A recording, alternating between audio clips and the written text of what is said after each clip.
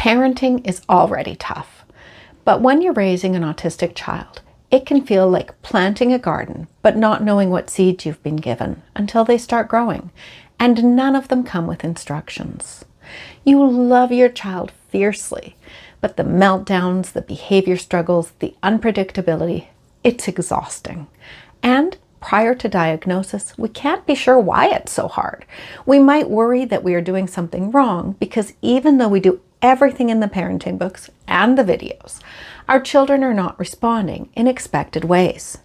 In the meantime, because we don't know our children are autistic, and because we don't tend to come with expertise in raising autistic children, we often experience an unexplained and heart-wrenching distance between ourselves and our little ones. We often feel that we don't know how to really connect with our babies and toddlers, and we don't know how to help them connect with us. If this has been your experience, believe me, you are not alone. But think about this. When you don't feel right in your body, maybe you have the flu or allergies, you're probably not in a great place to express your love to others. A baby whose job it is to learn literally everything, but who does not feel right in their body, will likely struggle with learning the skills of joint attention and connecting through love.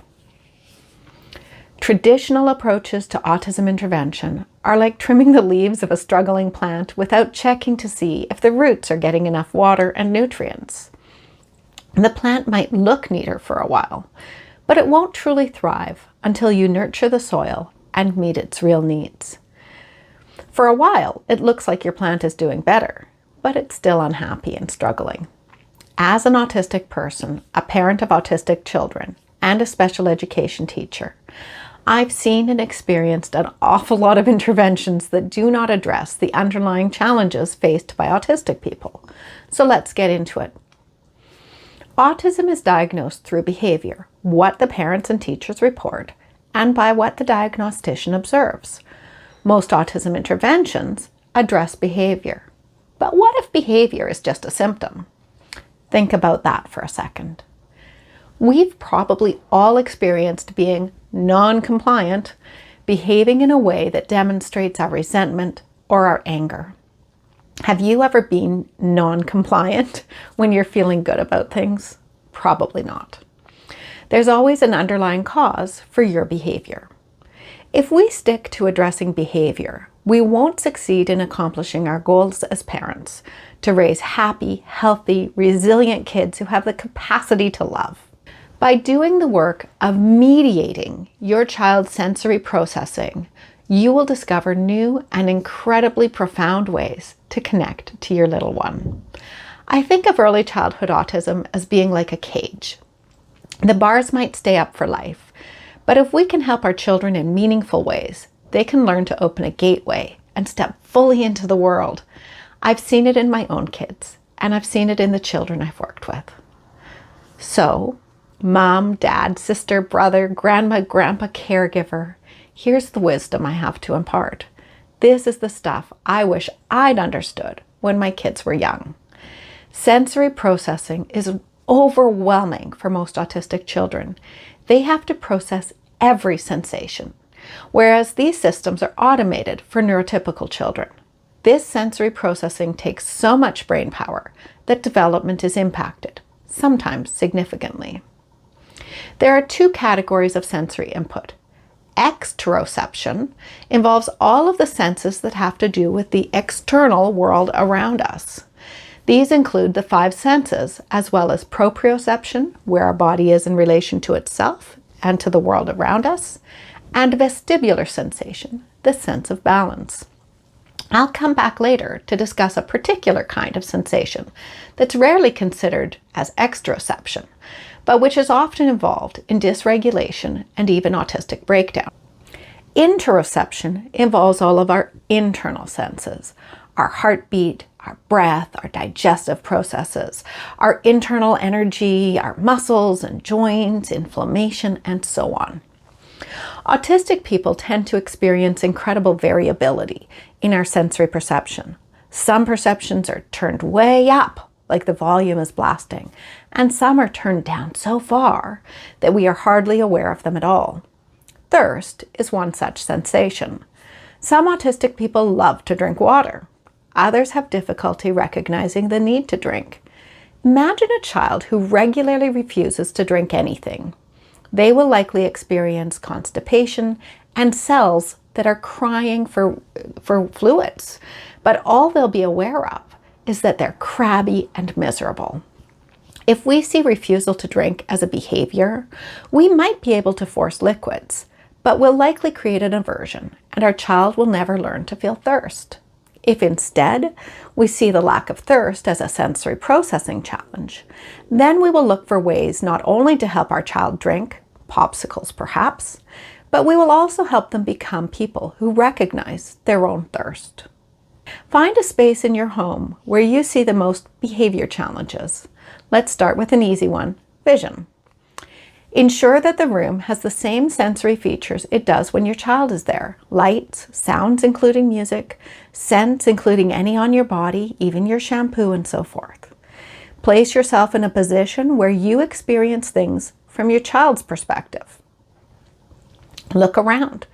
What lights do you see? Are there areas of intense light, like around the edges of a blind? Are there reflected lights? Is the light very white or warm? Are there a bunch of lights or just one?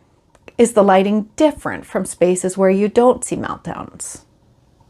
Know that some autistic people, including myself, experience intense light as pain. Are there lights here that might cause pain to a sensitive child? Take in the visual field. Is the room busy or austere? What colors and tones do you notice? Colors can evoke strong emotions in some people. Is there a lot of messaging in the room? Are there design features intended to evoke thoughts or feelings? Are there objects that the child might associate with a bad experience?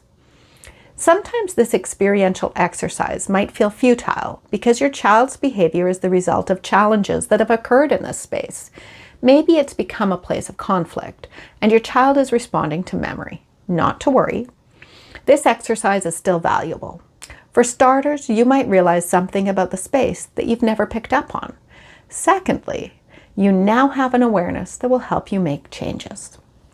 Even if the visual field is not over or understimulating your child, you have the ability to change the room with small nudges in a way that creates a new experience of the space. Ask yourself, what small changes you could make that could cause the room to appear different? Could you change the tone of light? Could you cover reflective surfaces? Would you be able to change the dominant colors? Perhaps you have decorative features that could be changed to something your child appreciates in other spaces, maybe a light like their nightlight, or a piece of decor that they like to look at when they feel calm. If you can change the appearance of a room, you may be able to replace the memory of it as a place of conflict with a new experience. You will also want to think about the sounds your child experiences in this space, especially if there are reverberating sounds, like in the bathroom. Running water can be an overwhelming sound, and that can be changed by placing a textured object under the faucet or waiting for the water to finish running before bringing your child into that space. With sound, go through the same exercise. Try closing your eyes to allow you to focus on this one sensation. Sounds can feel bright, higher, or dark, lower. They can echo or bounce. They can be associated with strong emotions. Repetitive sounds can be calming or incredibly dysregulating. If you're using a sound to add a calming element, try turning it off. Try removing wind chimes. More difficult to know is if there are high-frequency sounds that you cannot hear, but you may be able to identify where sources could be in your home. Stoves, fridges, and televisions can all be a source of overwhelming sound that might not be audible or noticeable to others. You can do the same exercise with touch, but here it would be worthwhile to pause on clothing. To this day, I feel crabby if I put on clothes with rough seams, especially the plastic tape that some clothing manufacturers use to stitch the seams together.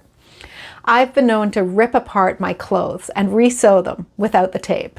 You'll need to be your child's detective. Is there a tag, a bit of stitching that pokes or itches? Is there scratchy lace or some other kind of irritating feature? Scent can also be challenging, and it's difficult to change as it's so personal to us. When I was little, if I had to be in a small space like an elevator with someone who wore cologne or perfume, I'd have a headache for hours.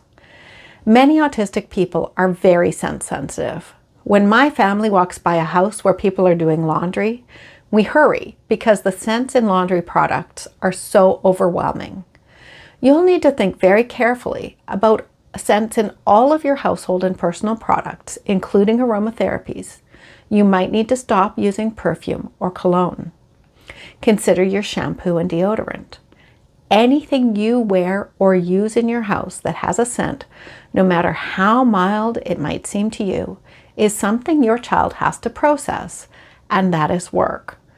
If your child is sensitive to it, then the scent can become what in the behavior world we call a setting event. Setting events are things that make it possible for us to be triggered, like not sleeping well. The demand to process too much sensory input is a setting event. As your child's sensory navigator, you will learn which exteroceptive inputs you can influence and which you must change because they are simply too much. As your child's sensory navigator, you will be actively removing barriers to development, including the development of joint attention and empathy, and thus the capacity to express and demonstrate love. You will also develop an incredible bond. This video is already long enough, and I definitely do not recommend making too many changes at once. Try one thing and see if it seems to make a difference. In future videos, I'll focus on navigating other extero and interoceptive processes, but I did promise to talk about one little understood exteroceptive sense, so here it is. Most people can feel someone bristling with anger or filled with joy. I'm going to call this emotoception. Autistic people very often experience overwhelming emotoception. We might not be able to name all of the emotions in a room, but we are aware of their intensity. And this can be very difficult in a gathering or classroom setting. An autistic child can feel the excitement, conflict, anger, frustration, and joy, as though these were scents in the air. And this sensation can lead to dysregulation or worse. When out and about at an event with your child, try to be aware of the emotions around you. And if you can, take a little walk to get out of that space with your child and give them some breathing room. You'll develop a sense of if and when they are ready to return. You, as a parent or caregiver, are your child's first and best teacher, and we love our best teachers. If you know your child at a sensory processing level, you'll be positioned to advocate for them in the school system and beyond, because you will understand better than anyone other than your child how your child experiences the world. Thank you so much for watching this Together Learn video. I'm Betty. I would so appreciate your feedback in the comments so that I can shape future videos to your questions and concerns. Don't forget to like and subscribe, and thank you so much for watching.